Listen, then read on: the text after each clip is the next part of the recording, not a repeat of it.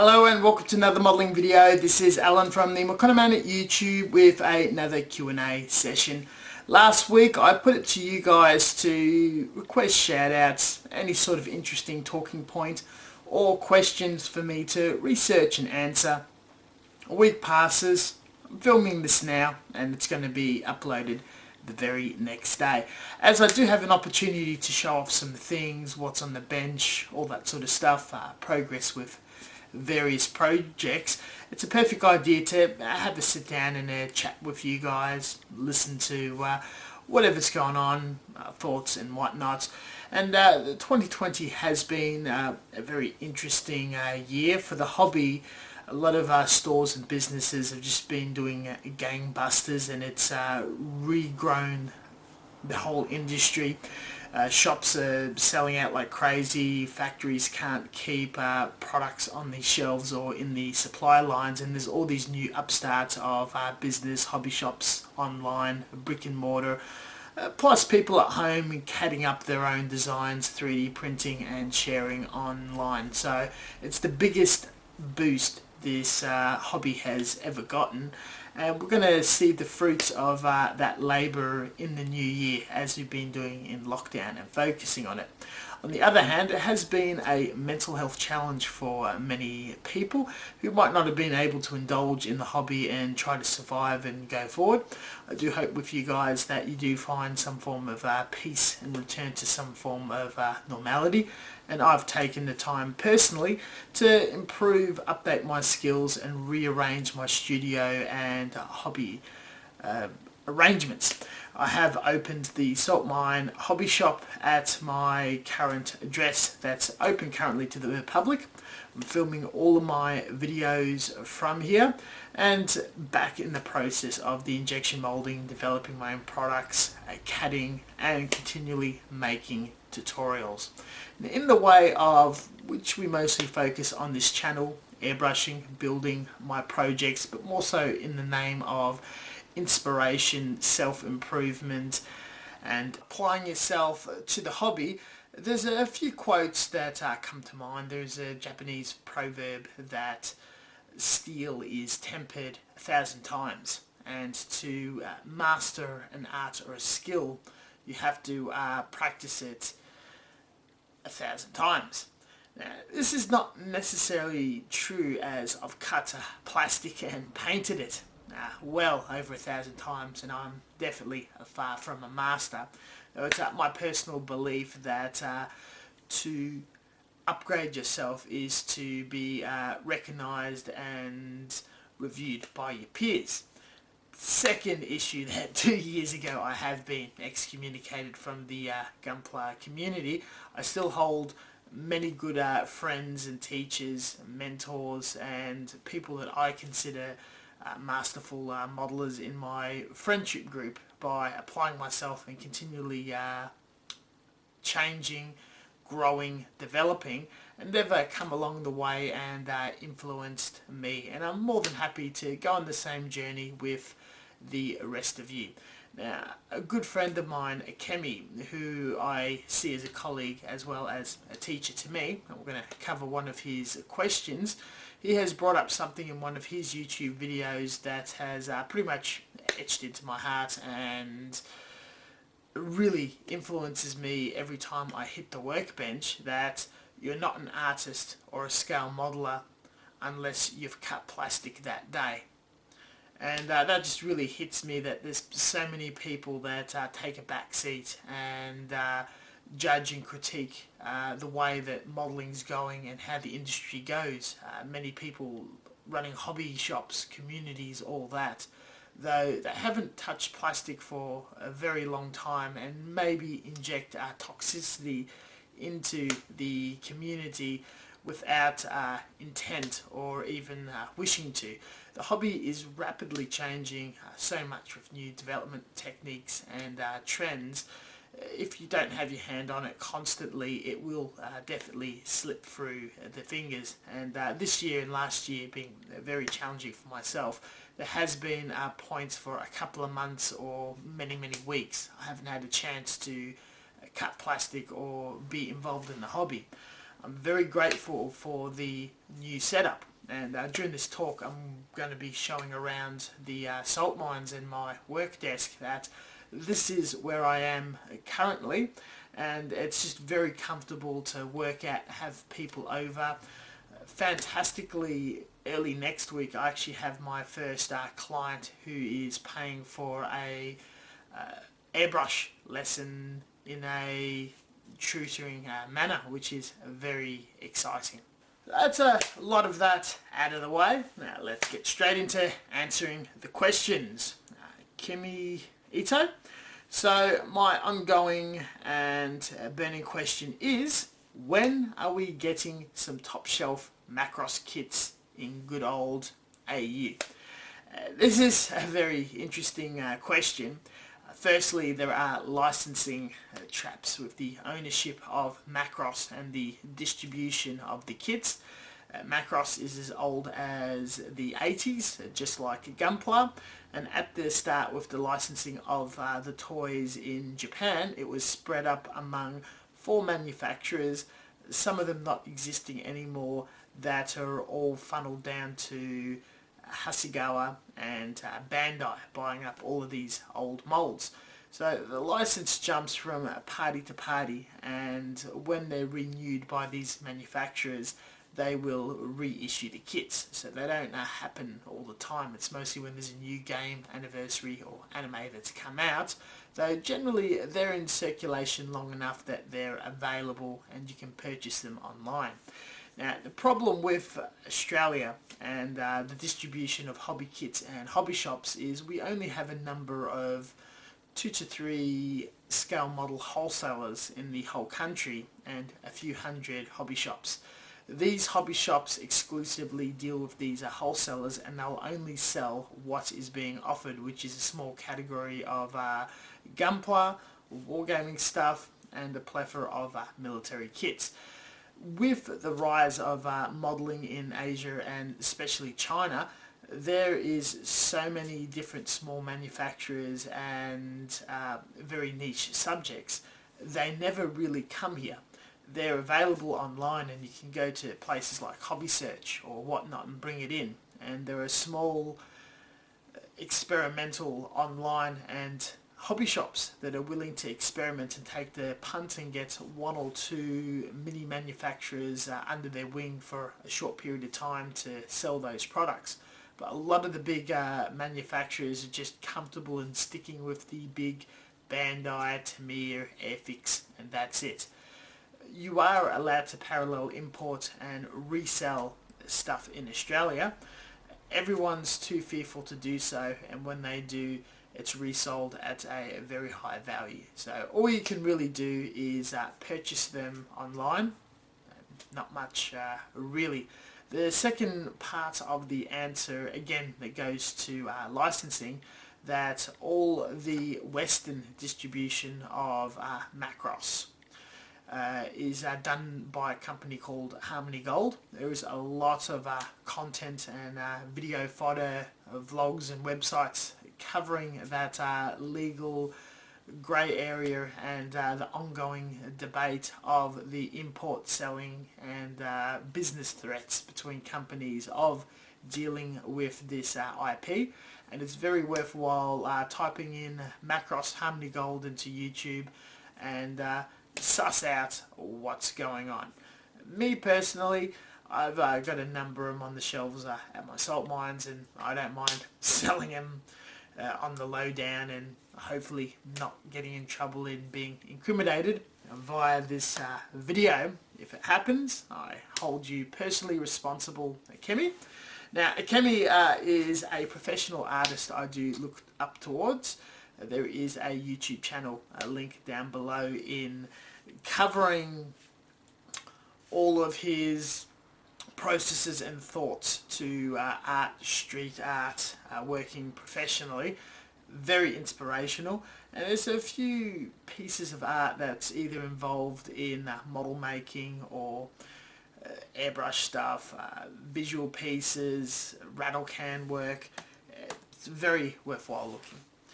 Another regular is Tristan. What do you think of our modelling communities will look like now in a post-COVID world? Build meets, cons, modelling competitions, etc. Especially cross-border stuff. Also, give me a shout out, bitch. Lol, I probably should create some content first. Tristan is Plastic Oddities on YouTube, and he is heavily involved in Mushroom Krieger and 80s anime GunPla models. He's got a wealth of knowledge, and once he starts vlogging and just doing sit-down talk videos, I think that content will be absolutely amazing. A bit of a suggestion for you, mate. In the way of modelling events, the reason why he's asking this question is professionally, outside of the hobby, which I'm normally very private about, I am trained and employed to manage, supervise and run all sorts of conferences, events, entertainment gigs. And returning to work recently with Australia getting a hold on COVID, I've had a good look at what a post-COVID world looks like event-wise. And things are pretty open and bustling and almost near normal.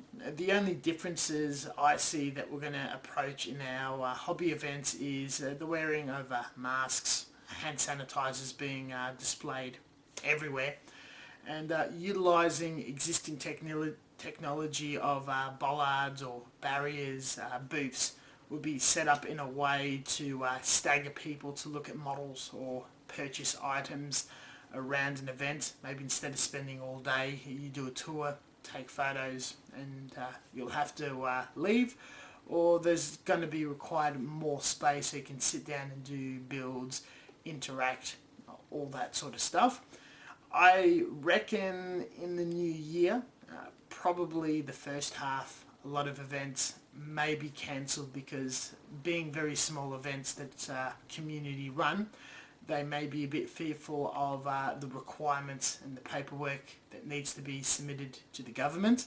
So they're probably going to opt out this year and allow everything to be run by very large corporations that have the legal capacity to do so. And 2022, I think everything is going to be practically back to normal as much as we can.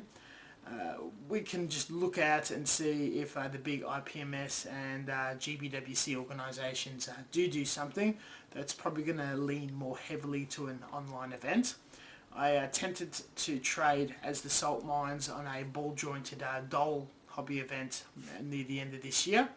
It was a Discord run where you displayed stock pictures of your artwork and you chat of doing transactions via PayPal. It was very impersonal, not a lot of action on the chat, and almost a waste of time. So I'm not very excited about online only conventions where you pay a price to watch a bunch of streams where people talk on stage, and then you can buy exclusive stuff on a online shopping experience that's just a mirror look of eBay or Hobby Link Japan or something like that.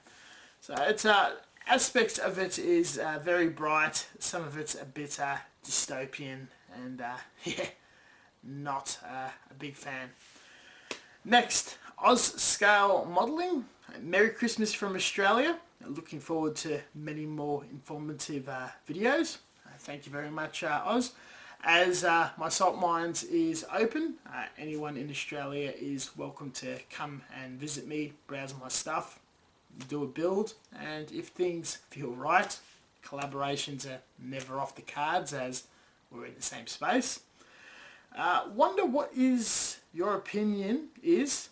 I just started model building this year and I went with Navy ships. I find that most ship modelers only build ships, and that people building all the other subjects rarely have a go with ships. Does this happen with other genres, cars, aircraft, armour, Gundams? From my lack of experience, I feel anxious to attempt anything outside my comfort zone. Would you encourage others to try their hand at other subject matters, Cheers, Merry Christmas.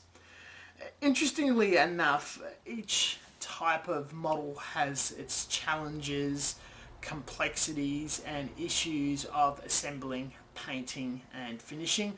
Some models are very easy, some are much harder depending on the shape and how they go together. Aircraft has the issues of displaying it and if their landing gear touch and balancing out on a table. Tanks have a very large parts count. Gundams are articulated and move around all over the place. Funnily enough, with ships, the reason why you don't see most people dwell into ships is it's next to figure painting would be the most difficult form of modelling. If you're able to do larger complex ships, particularly with all the photo etch parts, paint it and get it down with a reasonable amount of competency, it isn't much of a stretch or difficult to attempt any other type of modelling. On the other hand, GunPla and Gundam models are so unique in being pre-coloured and snapping together in a certain order. An attempt of any other older or glued together kit is met with many challenges and a completely new learning curve. Generally, when you're stuck in a genre, some processes can be pretty repetitive, such as the track gear on tanks, overabundance of photo etch in ships, and most Gundam frames in a series being practically exactly the same. You burn out or lose interest and things look a bit greener on the other side. So after a few years or a certain amount of models under your belt, you feel the need to attempt another type of model that just bites your curiosity or you like that particular subject and have a go. I always recommend dipping your feet in multiple styles of model subjects if it is within your interest, of course. It's when you start going very drastic different directions, such as medium and material, jumping from plastic styrene to resin or metal or 3D printing. The most fun aspect of that is you're relearning the hobby from scratch as it's a completely new medium. The downside is you'll have to reinvest in a whole new set of tools and paints and glues and adhesives and all that sort of thing, so it can be a bit of a cost factor. That is a very good question. Scalemodeling has his own YouTube channel. It's really young, new and fresh, so as a new hobbyist he's also throwing himself out there in the ocean of content and YouTubing and sharing his work, which I always highly recommend. It's never too late to start a YouTube channel. It's never too late to be sharing out there. He's very regular in his posting and updates of his ships and projects and thoughts and all that sort of thing. I would recommend to check out his channel and watch this gentleman explore the hobby and go into the fine details of ship modelling. It could be a lot of fun, but definitely throw some support his way, as I think there's potential of being a great channel.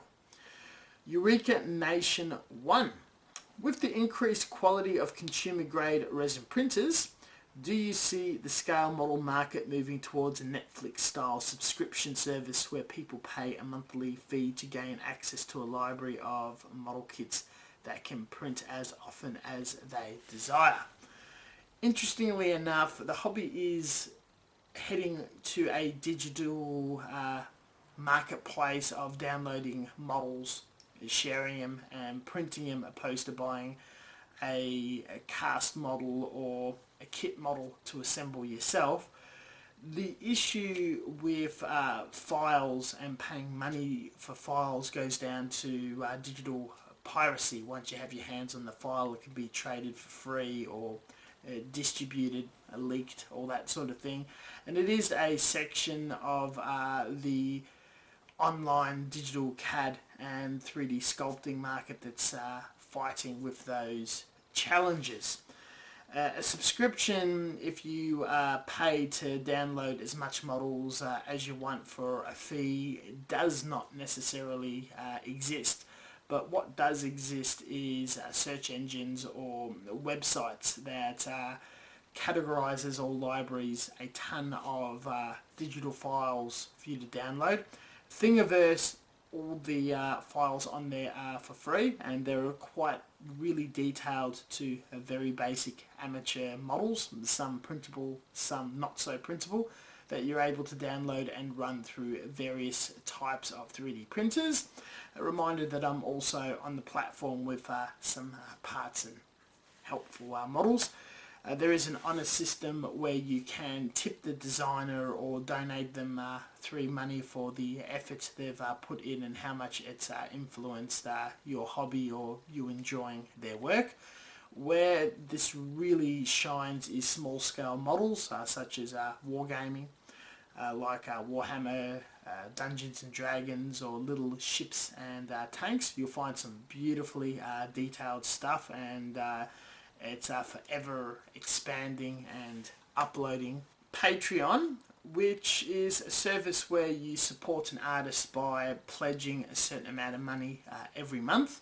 Now this is kind of like a Netflix, but you'd have to subscribe to a whole bunch of artists to get a variety of catalogues of models. You would donate a few dollars every month, and eventually when they release a file you'll be able to get access to download and 3D printing, or 3D print it.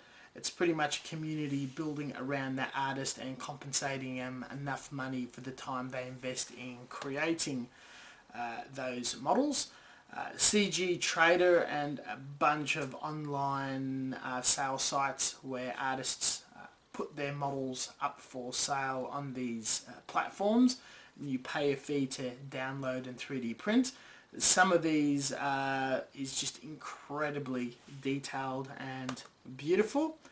And finally, you can always go on Fiverr or a website where you hire talent and request, commission something of your own design, or request to be sculpted or 3D generated for you to personally possess and print, which would be the most expensive experience. This is a new exciting frontier, and I'll take a lot of interest in seeing how this develops. I've also followed a couple of 3D modelers such as K-Scale Models that decide to have their own platforms on Facebook or other social media and sell directly to their audience 3D files, or print them themselves and sell you the actual physical model. Benzone, a very long time supporter of the channel. No new questions today, but happy Christmas, mate. Thank you very much, Benzone. Your long time support is much appreciated, and not particularly picking on you or anything. The dashboard and YouTube has gone through a lot of changes where I'm able to collect all sorts of data from you guys commenting, viewing, and interaction stats with me. And it's just interesting that some people are very regular and comment and support me very often, yet not subscribed, meaning that they go to the trouble to seek me out on a very regular basis or appears on their algorithm regularly. And some of you guys got that little icon where I've seen that you've subscribed at some point. And some of you been around for many, many years, and it's just really enjoyable to suss that out. Talking about mates and subscription, GunPla Fixation, disappointed in you, man. Where's my sub? Where is it, mate? Last video you made piqued my interest in Guy Notes Clear, particularly the EX10 Premium Flat. What's the best way to procure one of these without having to go to Japan and raid Guy's factory? I honestly have no idea. Now, when I want to import very rare, strange paints, limited runs, I go on sealmodels.com. It's a Hong Kong-based hobby shop that does all the mediums, all the glues, that sort of thing, plus model kits. They are cheeky enough that you can order paint and get it shipped to you, which is normally surface, takes a long time. So if you're able to plan out your purchasing habits, it will reach you. They are able to service the United States as well as Southeast Asia, all the way down to Australia. If you want to be super cheeky, you can buy a model kit and they'll slip a few paints among the runners and ship it by air. Going on the website may raise some red flags, as it looks like it's been designed in the late 90s, early 2000s, but they're completely legitimate and an institution to the hobby.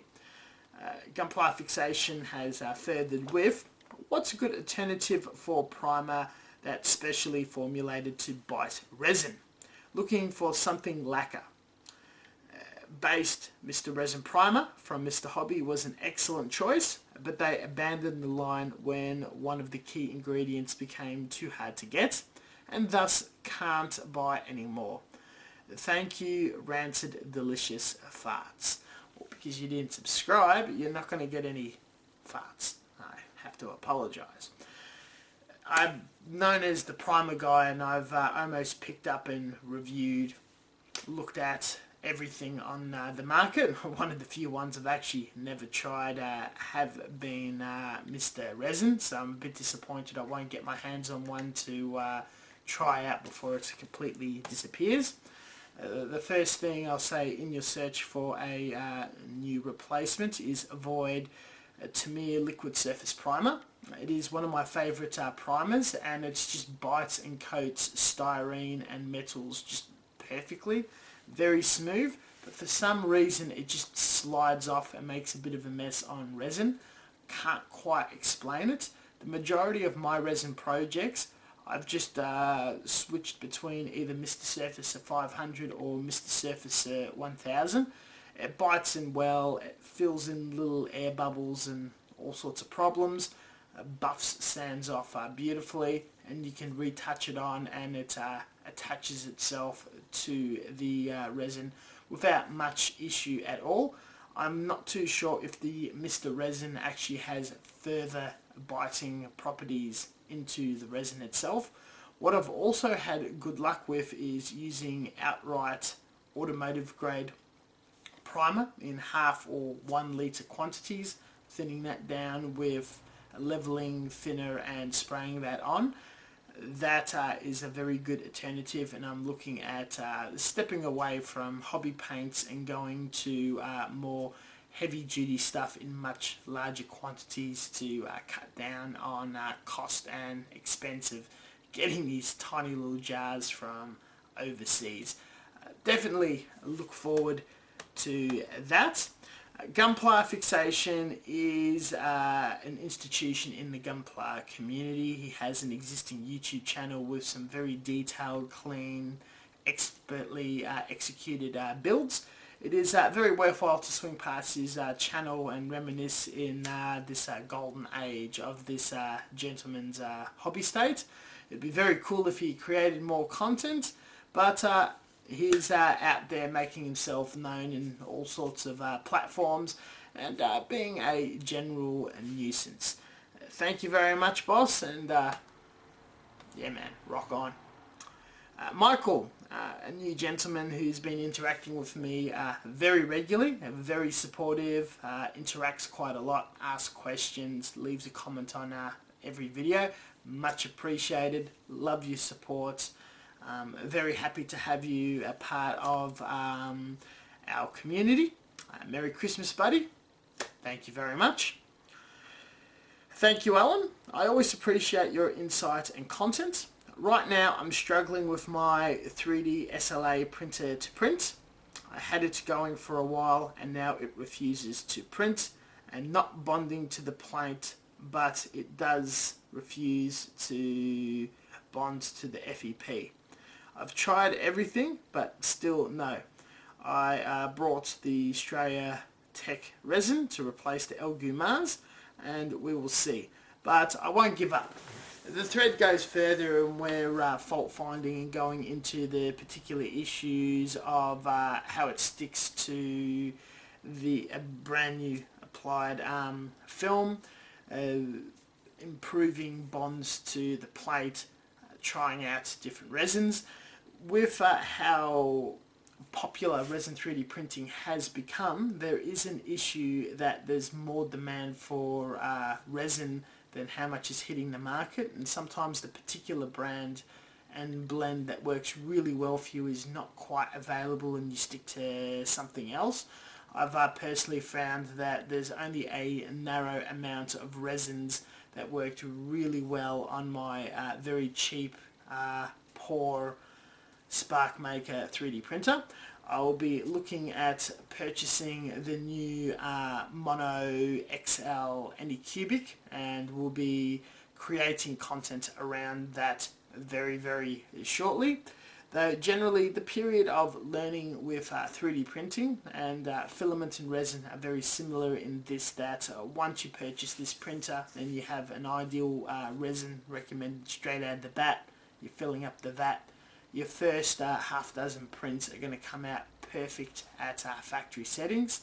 As printers move thousands of times per print, its tolerances and settings are going to get looser and looser, and there's going to be some issues where you'll need to replace parts, level beds, play around. At this stage, your prints are going to start to fail, they're going to look terrible, they're going to stick or cause all sorts of issues. With resin, if you're having adhesion problems to the plate, instead of doing a whole print and being disappointed with a mess or just a pancaked thin disc of resin at the bottom of the film, every time you use the printer you are labouring the light source, the projection source, and it'll eventually burn out, so you don't want to do too much of that. My recommendation is you set it up, you execute your first print, you lay the first layer, you allow that to cure. Has a very long time, being at 30, 60, 20 seconds, whatever. Pause the print immediately, take the bed out and inspect if it's stuck on really well and tight to the bed and not the film. If it's perfect, you stick it back in and you let the rest of the printer go. If not, it peels off or it's floating somewhere in the tank, throw it out, make the correct adjustments, remove, re-add the resin, clean up, do whatever you need and start another print. I've also read recently that you can get a dry lubricant style product that you apply to the film that makes it so it has no desire to stick to that film. I have not experienced it. I haven't seen too many reviews of people having success, but that is something to Google and experiment with. Again, Michael, thank you very much for the question. Another long-time supporter is THROTTLE Power. He has recently commented on a build that we're both doing at the same time, and it's also a YouTube content creator himself. He may not necessarily put in much text or anything in the comments, though just putting something like thumbs up or whatever, he understands with the whole game of the algorithm and audience building. The more interaction that appears in your comment section, the greater your videos have a chance of improving. And with that thought out there, thank you very much, mate. It is an absolutely lovely gesture, and I do hope for the growth of your channel as well. Check out THROTTLE Power's YouTube modelling channel. He has tips, he focuses on his own builds, he has a variety of interests. It's very interesting. And yeah, just drop in his comment section and say, hey, I've been sent over by the Makona Man. Now that covers all of our questions. One thing I want to look at just before we head off is I did this wonderful video, which I feel is one of my best works, of this Albanian pillbox that was filament printed on my new, which is just behind me there, Ender 5 from Creality. I'm absolutely heartbroken, which has never happened before. I'm normally happy when I chuck a video, whatever attention views happens. If at least one person has seen it and liked it, that's enough reward for me. But where this video is a bit special, I learnt a whole new skill regarding 3D sculpting, opposed to CAD work where you're making a mechanical shape out of a 3D construct and then turning it into a mesh file. 3D sculpting is you have a mesh body already existing, apply reference points and you manipulate and change it and smooth it and make all sorts of wonderful organic shapes. So this video I've came across the actual dimensions of this pillbox from Albania, talk about the history of it, create some terrain dirt around the exact objects I actually CAD'd up, printed on this new generation machine that I have access to, and give a little thoughts to it. Treated the Z-axis with a new method I'm experimenting with, airbrushed the whole thing out. Very proud of how this build came out. I think it's my best video to date and a fairly good model, though it just didn't really pop, mostly because the tags or the concept is just so niche. I don't think anyone really showed much interest. The very few people who did see it absolutely loved it. If you have an interest in designing your own models that's more organic than mechanical and producing it into a solid piece, this is a video that I think would be quite beneficial. Once I'm finished putting this 3D printer through hell and changing some parts and putting it through some challenging scenarios, there'll be a full comprehensive review coming out of the Ender 5 and my thoughts on new modern 3D printers. All of that is covered. Thank you very much for your questions and support, guys. Definitely does mean a lot. The next video will be the end of year vlog showcasing the builds and the future of the channel, what sort of events we may be able to string together. I'm looking at once the COVID emergency is over and I've got some sort of form control over my employment, I'm going to cut down to part-time and focus more on these endeavours. The statistic performance of the channel has really been going gangbusters, and the monetary incentives behind it is starting to look serious enough that it's helping around with my expenses and lifestyle. This will increase my time in interacting in this hobby, making more content and a much higher quality. I feel the quality of videos that's been coming out in the past year to 2 years has really gone up there, and I've definitely been rewarded with a much greater feedback from the community. So you're going to definitely see a lot more from me. I've got to get back and start making content with the injection molding machine.